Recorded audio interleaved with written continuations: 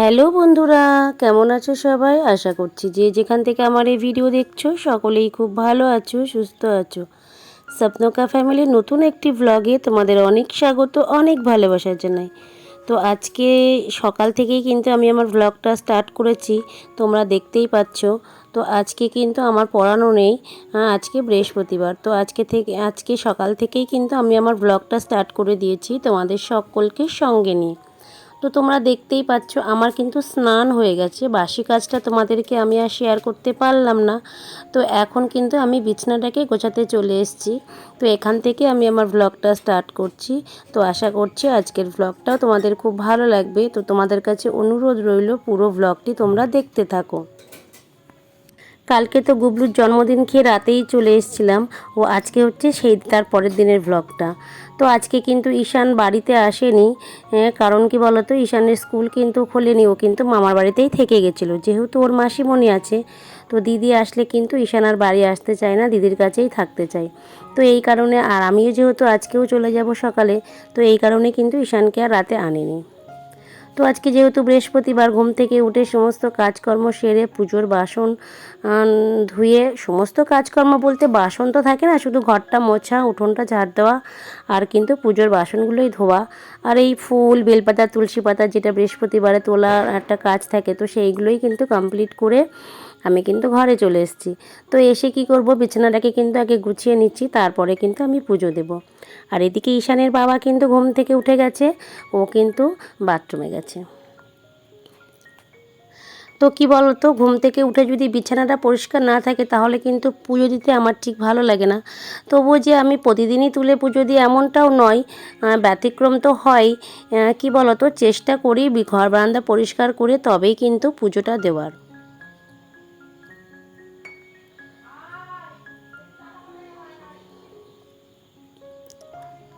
তো ঘরের বিছানাটাকে পরিষ্কার না করলে পুরো ঘরটাই যেন কেমন নোংরা নোংরা লাগে। তো এই কারণে কিন্তু বিছানাটাকে আগে পরিষ্কার করে নেব।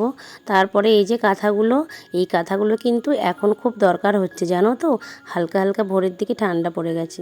তো এই কারণে কাঁথাগুলো আজকে পায়ের কাছেই রেখে দেব। কেন কি, আমি তো সারাদিন আজকে ও বাড়িতে থাকবো, কিন্তু ঈশানের বাবা দুপুরে কিন্তু বাড়ি চলে আসে। এবার ও এসে যখন ঘুমোতে যাবে তখন হাতের কাছে কাঁথা পাবে না। তো এই কারণে, তো দেখো এদিকে আমি কিন্তু ঘরটাকে বসিয়ে দিলাম, পুজোটা শুরু করে দিয়েছি। ঈশানের বাবা আসলে একটু চা খাবে, চাটা খেয়েই কিন্তু আমরা সকাল সকালই ও বাড়ি চলে যাব। দিদি ফোন করেছিল যে লক্ষ্মীর আজকে পার্লারে স্মুথনিং আছে, তো লক্ষ্মী কিন্তু পার্লারে চলে যাবে, আর আজকে কিন্তু ও বাড়িতে গিয়ে আমাকেই রান্না করতে হবে। আর আজকে কিন্তু আমাদের ওপাড়ায় ঠাকুর আজকে বিসর্জন হবে। তো এই কারণেই মানে বায়না ঈশানের, ও রাতে থেকে ঠাকুর বিসর্জন দিয়ে তারপরে কিন্তু বাড়ি আসবে। তো এটাই। আর যেহেতু বারোয়ারি পুজো, তো ওর জন্য কিন্তু কোনো দিন টিন দেখা হয় না। তো এই কারণে থানা থেকে বারবার অবজেকশান আসছে, যেহেতু ছট পুজো চলে এসছে, তো এই কারণে ঠাকুর কিন্তু আর রাখা যাবে না। তো এই কারণে কালকেই হয়ে গেছে, আজকে শুধু প্রতিমা নিরঞ্জন হবে আর কি। তো এই কালকেই রাত 12টাতেই ঠাকুর দিয়ে দেবে, এরকমই একটা পরিকল্পনা ছিল সবার, কিন্তু রাতে আর কে নামে বলো। তো রাতে আর করা হয়নি। তো এই কারণে সকালবেলা মানে দুপুরবেলার দিকেই ঠাকুর বিসর্জন দিয়ে দেবে। তো এদিকে দেখো আমি একটু পাঁচালি পরে নিচ্ছি, আসলে প্রত্যেক বৃহস্পতিবারে কি বলো তো, একটু পাঁচালিটা পরে নিই। আর এই ধুনো দেখছো, ধুনোটাও কিন্তু আমি দিই। তো পুজো সেরে আমি কিন্তু এবারই চলে এসেছি, আর আজকে বলেই দিলাম আজকে আমার এ বাড়িতে এসে কিন্তু রান্নার ডিউটি আছে। তো এই কারণে আমি রান্নায় শুরু করে দিলাম।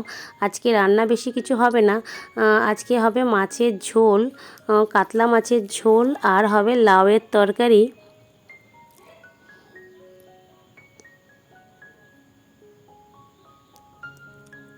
তো আমি এসে আগে ভাতটা বসিয়ে দিলাম, চালটাকে ধুয়ে শুরু থেকেই আর কি রান্নাটা করতে হবে আমাকে।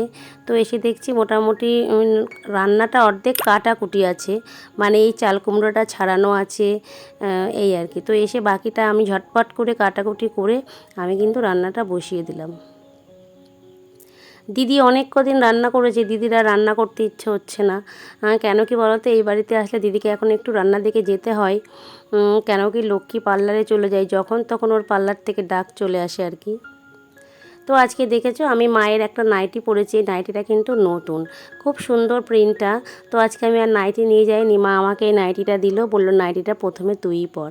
তো আমি একটু পরে নিলাম, নাইটিটার কালারটাও সুন্দর, আবার প্রিন্টটাও কিন্তু খুব সুন্দর। ও বাড়ি গিয়ে রান্না করলে আমার একটাই সমস্যা, আমার দাঁড়িয়ে দাঁড়িয়ে রান্না করলে খুব সমস্যা হয়, মানে আমার পা ব্যথা হয়ে যায় আর কি। তো এই কারণে, তাছাড়া কিন্তু কোনো সমস্যা নেই।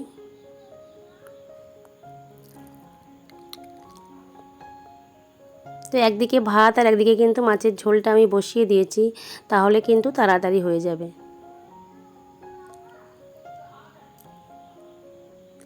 তো আমি গিয়ে দেখছি, জানো তো, সকালে মাছগুলো কিন্তু ভেজেই রেখেছিল, আমি শুধু জাস্ট ঝোলটা করলাম আর লাউয়ের তরকারিটা। লাউটা আজকে নিরামিষ করেই করা হবে। আমি সেটাই মাকে বলছি যে বড়ি দিয়ে করার থেকে ভাই একটু চিংড়ি মাছ আনলে ভালো হতো। তো চিংড়ি মাছ দিয়ে লাউ খেতে কিন্তু আমার ভীষণ ভালো লাগে।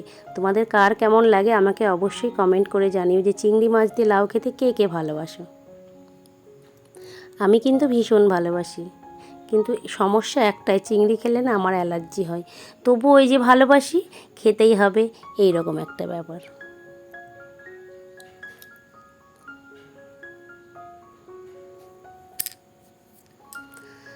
তো ভিডিওর মাঝখানে আমি আমার সকল বন্ধুদের অনেক অনেক অনেক ধন্যবাদ জানাই, যারা আমাকে সুন্দর সুন্দর কমেন্ট করছো। তোমাদের কমেন্ট আমাকে ভিডিও বানাতে অনেকটাই মোটিভেট করে।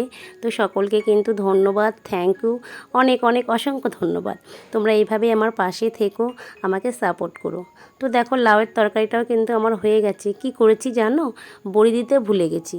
তো পরে লাউটাকে আবার নামিয়ে কড়াইতে তেল দিয়ে বড়ি ভেজে আবার লাউটাকে দিয়ে অনেকক্ষণ একটু জাল করেছি। আর এদিকে দেখো, এই যে ডাইস মেশিনে ফুল করে না, এগুলো আমার দিদি বানায়। তো দিদির দেওর কালকে এসে এই ফুলের প্যাকেট, মানে ফুলগুলো দিয়ে গেছে এগুলো প্যাকেট করার জন্য।